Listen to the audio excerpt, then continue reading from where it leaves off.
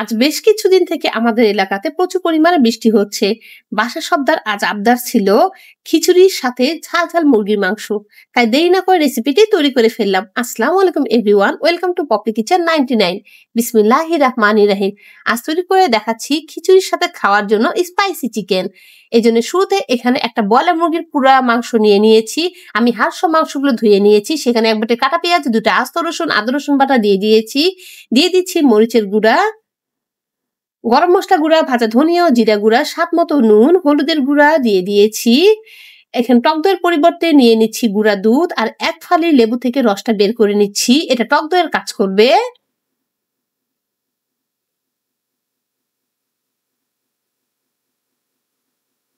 দিয়ে দিচ্ছি পরিমাণ মতো সয়াবিন তেল। তেলটা আমি খুব বেশি দেব না, কেননা অতিরিক্ত তেল স্বাস্থ্যের জন্য অত্যন্ত ক্ষতিকর। এবার সমস্ত উপকরণ চামচের সাহায্যে আমি একটু নেড়ে চেড়ে নিচ্ছি।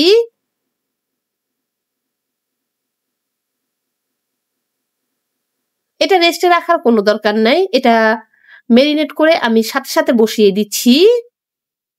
এবার চুলাটা অন করে দিয়ে দিয়েছি। রান্না এটা এইভাবে হতে থাকবে। আমি এখানে কোনো প্রকার পানি ব্যবহার করছি না। বেশ কিছুক্ষণ জাল হয়েছে, তবে রান্নার ফাঁকে ফাঁকে এইভাবে নাড়তে হবে যাতে করে নিচে লেগে না যায় আর কষানোটা খুব ভালোভাবে হয়। ব্রয়লার মুরগির মাংস যত বেশি কষাবেন এটা তত বেশি খেতে টেস্টি হবে। যারা ব্রয়লার মুরগি পছন্দ করে না তারা চাইলে এই রেসিপিটা একবার ট্রাই করতে পারেন।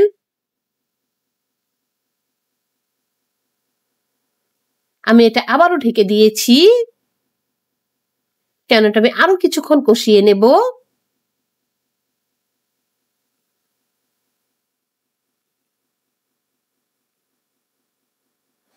ঢাকনা সরিয়ে দিয়েছি। ঝোলটা প্রায় শুকিয়ে এসেছে, তেলটাও ছেড়ে দিয়েছে। তার মানে এটা কষানো হয়েছে। এবার এখানে দিয়ে দিচ্ছি পরিমাণ মতো পানি। আমি যেহেতু আজকে হাড় সহ মাংস রান্না করছি তাই এটা একটু সিদ্ধ হতে সময় লাগবে, এজন্য একটু পানি দিয়ে দিলাম।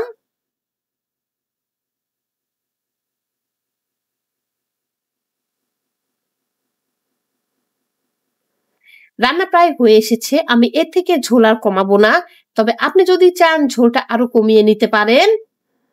এবার চুলা বন্ধ করে এটা আমি নামিয়ে নিচ্ছি।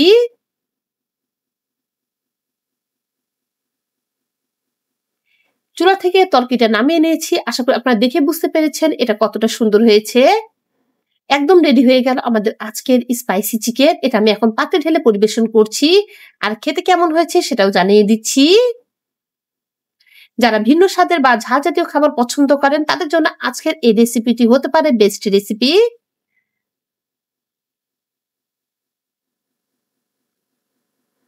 আর বৃষ্টির সময় যদি খিচুড়ি বা ভাতের সাথে এরকম ঝাল ঝাল চিকেন থাকে তাহলে তো স্বাদটাই বদলে যায়।